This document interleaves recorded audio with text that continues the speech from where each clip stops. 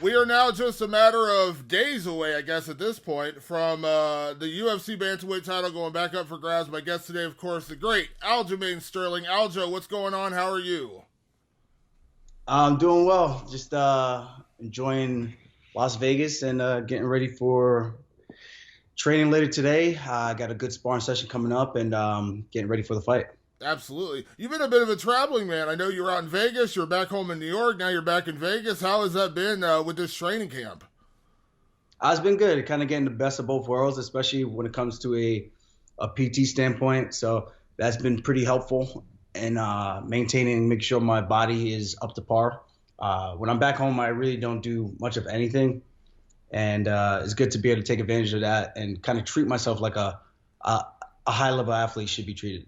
Yeah. Before we get to the fight and obviously the title and everything, let me first say congratulations. I saw on New Year's Day, I believe it was, you got engaged.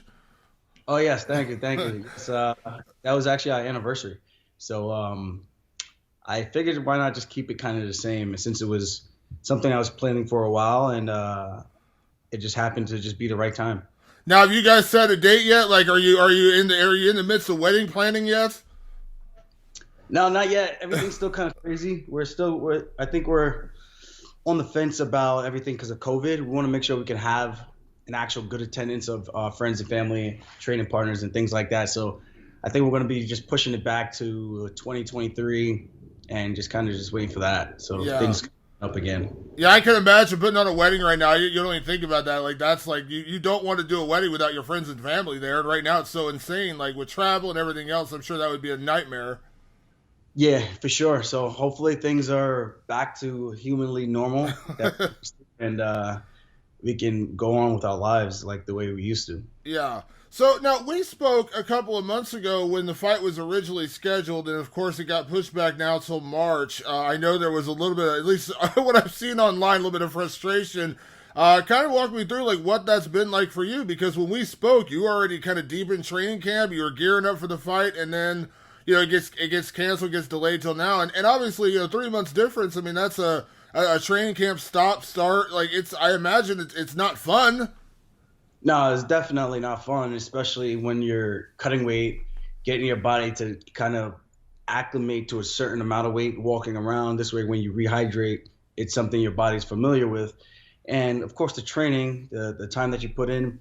I will say, like, the one benefit that it did have for me was my neck was pretty beaten up. And this is a problematic thing that I have every single training camp. But for this one, I was just trying to push through again, and I only had 3 weeks to the fight, and the fight got canceled.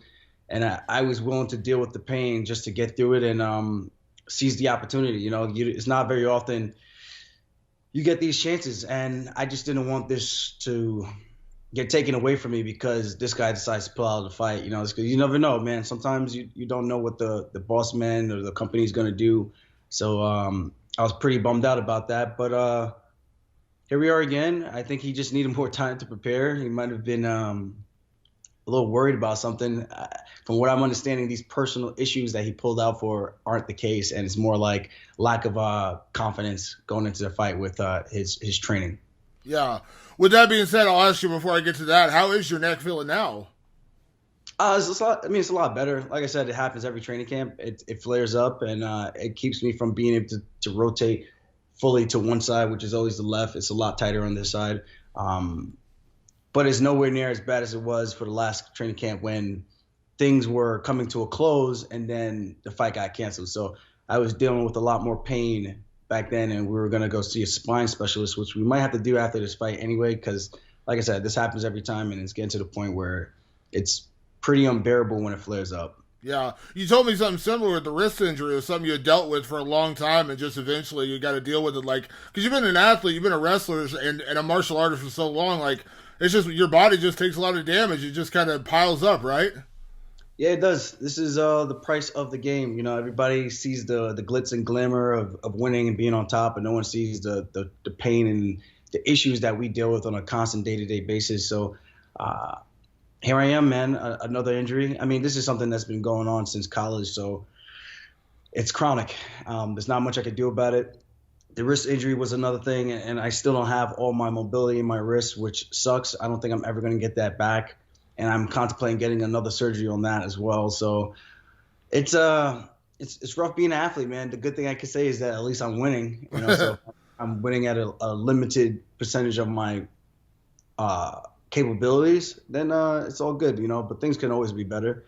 But at the end of the day, it's one of those sports where everyone's battling some type of injury or some type of limitation. So you just kind of got to make do with what you have. Yeah, absolutely. With that being said, let me ask you about the Petr Yan situation, because I know you were kind of, giving a little bit of hell on Twitter about it. But because we never heard officially. I thought originally it was a visa issue because of travel and maybe the restrictions. I thought maybe that's what happened.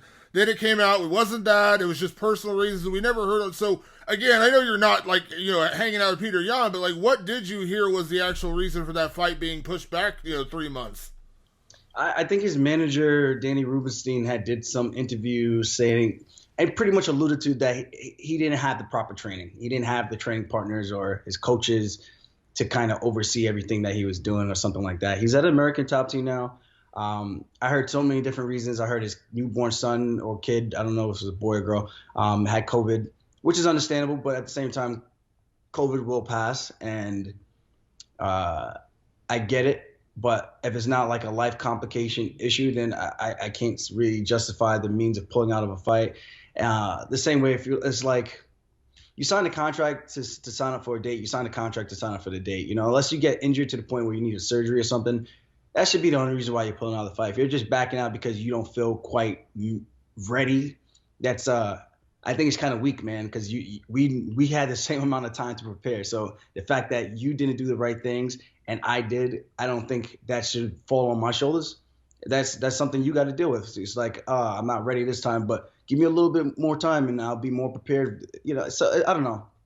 It's so many different ways you can go back and forth with that. And then I heard he had an injury from the UFC supposedly, and that was not the case because he posted a video of him training. I'm like, yeah, I smell a lot of bullshit. And then I heard the visa thing, but he posted a video of him having his visa cleared. So I was like, I don't think it's a visa thing either. So there's something something is just off about this whole thing. And it just, I don't know. I think it just came down to him just not having the adequate training partners and maybe his one boxing coach that's down there at ATT with him. I don't know how much of the boxing is going to help in terms of wrestling.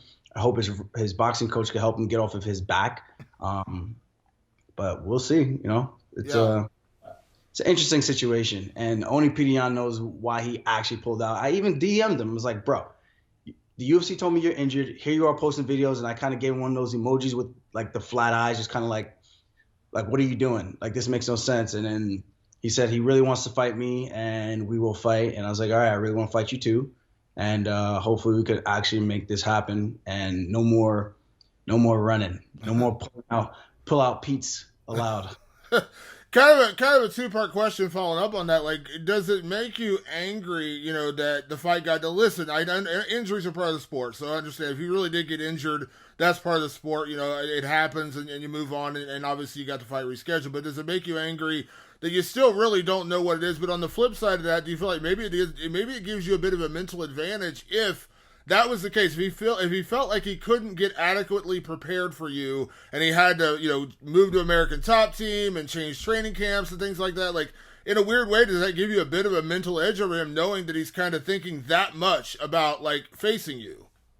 Of course, a little bit, but at the end of the day, anything can happen when you're in there. I can make one false step, and that could be the fight. He can make one false step and get taken down, and that could be the fight as well. So all that, it does play a difference, but at the end of the day, you have 25 minutes, and it's whoever's sharper and more focused when they're in there. And he's a tough opponent. I know he knows I'm a huge threat, and I can finish the fight relatively easy. If I get him down, that could be a really quick night. I can outpoint him.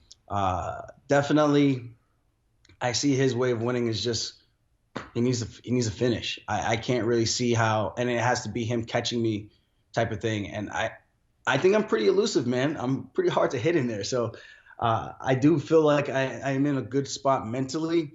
And I would be lying if I was saying listening to some of his interviews doesn't make me question some of the stuff that I'm doing, but it does make me, I won't say question, but it makes me more honest about it in terms of my approach, making sure that I am covering all my bases and getting the right training and the right looks so that I can be properly prepared for the things that he's going to bring to the table. And he's a tough dude, man. He's a hard-nosed guy. He's looking to hurt you in there. And I think that's what makes this fight so interesting because of that.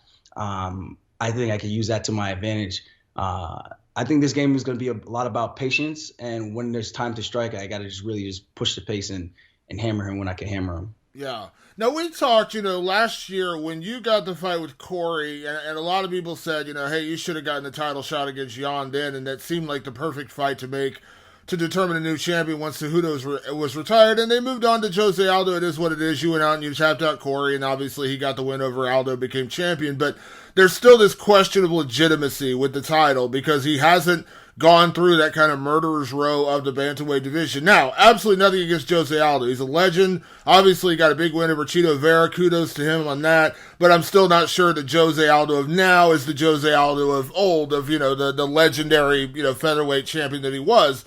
So I'm not trying to take anything away, but do you feel like there's a kind of a bit of legitimacy on the line with this fight? Because you've kind of proven yourself. You walked through those fires. You've had to come back from losses and kind of proven where you're at in this division. And I think there's still a slight, I'm not trying to question his credentials, but I'm saying there's still a slight question with Peter, just because when you look at his resume, he hasn't walked through those fires yet. Yeah, I do think he has to legitimize himself, and he has to beat me. I can't see anybody else who can do that for him. I've beaten just about everybody in this weight class, or fought everybody in this weight class just to get to this position. I've had 13 UFC fights now. This is going to be my 14th fight, finally getting a title shot. And he's had 7. He's had 7 fights, and the guys he fought in terms of the calibers of opponents, I've been in that top 10 gauntlet, top 5 gauntlet for quite a bit now. He's only fought Jimmy Rivera. You could say Jose Aldo. Jose Aldo is a tough dude, but fighting a guy who has a loss in the division right for the title doesn't make a whole lot of sense. Corey Sandhagen and myself were ranked higher than him, and I would argue that we had better resumes. He beat a Sun Tzu. I had just beaten Pedro Munoz, who knocked out the former champion. And yeah, I think he knows he's a bad man. I know he's a bad dude, but at the end of the day, he's beating up a lot of old men, and he has to beat a young lion still. So I think for him, he wants to prove this more than anything, and I think that's his driving factor, to prove that he really is the champ. And for me, I got to show that he's been the paper champ this entire time, and the real champ was the guy who fought Corey Sandhagen and finished the fight in under 2 minutes. Yeah. With that being said, over the last couple of years, and I know we've talked a lot about this in our interviews, Aljo, you've talked about the work you've done with your striking, your stand-up. I was watching some videos on your Instagram earlier, you working with Ray Longo, throwing the kick. So I know you're very confident in your stand-up now, and your striking has come so far to where you can go 3 hard rounds with a guy like Pedro Munoz and win that fight purely by striking. But you've never hidden the fact, and we always joke about you, we've never hidden the fact that you are the human Jansport. You have no problem telling people you're going to take them down, you're going to beat them up, and you're going to submit them. And I loved your comment on Twitter the other day. I'm going to Khabib you so hard. I was cracking up at that one. I mean, again, I know there's some showmanship here. You're having some fun with it, building the fight, and obviously you got to do that. But when you look at that aspect of the fight, and maybe you get in his head a little bit because he hasn't faced that. We haven't really seen him against a guy who can take him down, who can beat him on the ground, who can submit him. That's an element of his game we just haven't really seen. Do you feel like that is a reality, that is something he really needs to worry about in this fight? Oh, of course. At the end of the day, my takedowns is not like a Henry Cejudo. I don't take you down with an inside trip and then don't do anything. I'm taking you down. I'm punching you in the face. I'm slamming down elbows. I'm throwing knees. And if you turn and give up your back, I'm on your back and I'm trying to strangle you, or I'm beating the crap out of you from there. So I think he hasn't fought anyone like me. He did fight Tiger Magomedov, and I've got to train with Tiger. I know they fought twice. He beat Yan, and then Yan beat him back in a really close fight. And that was before Tiger became more experienced with his striking. So I think that says a lot for me in terms of my confidence, because I could do it all, but I know where I'm strongest. And I know if I get the fight to the ground, he's going to be a fish out on land. So I think that's the path of least resistance. Am I going to be looking for? No, I want to make sure this fight's going to be exciting. I want to give the fans the fight that they deserve, and that the fight that this has been built up to be. But I'd be lying if I say I'm not going to try to slow him down early. get his arms a little pumped up with blood and see the battle of attrition, see who wants it more. And from there, you might see a Kobe Covington versus Kamaru Usman fight. So we'll see. It's going to be a very interesting night. I don't know what to really expect. I visualized this fight going multiple ways, but at the end of the day, what's meant to be is meant to be. And I think I'm the better fighter, and I just need to make sure I'm prepared on the night, and that's it. Just make sure I'm into a positive mental headspace, and I think good things are going to happen for me. Yeah, it's funny because, at the height of his title run, obviously Khabib was, arguably one of the greatest fighters in the history of the sport. Obviously, I believe he is the greatest lightweight of all time. But it's funny, he never hid what he was going to do to guys. He's like, I'm going to take you down. I'm going to beat you up. And then he would typically tell them that during the fight, which was always funny. But you're actually telling him that. And I think it's funny because you're telling him what could happen. And like I said, there is a little bit of head game there that you wonder, will that make him a little bit more worried about the takedown? Will that make him a little bit more worried about the wrestling? Because those are elements of his game that, on paper, at least what we know, that you are obviously the superior fighter in that part of the fight. And it's funny because Khabib did that all the time. I'm going to take you down. I'm going to beat you up. I'm going to ground and pound you. I'm going to finish you. You're not hiding what you could do to him. And that is an element of the sport. He's got to deal with that. Yeah, it's not a secret, especially with my wrist being better in terms of the strength.